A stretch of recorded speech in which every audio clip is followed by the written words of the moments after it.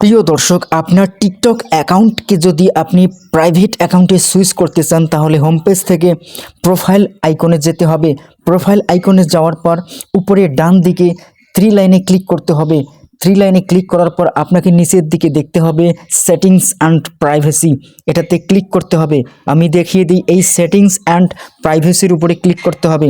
তারপর আপনার এরকম একটা ড্যাশবোর্ড আসবে। আপনি এখান থেকে প্রাইভেসি এই লেখাটার উপরে ক্লিক করবেন।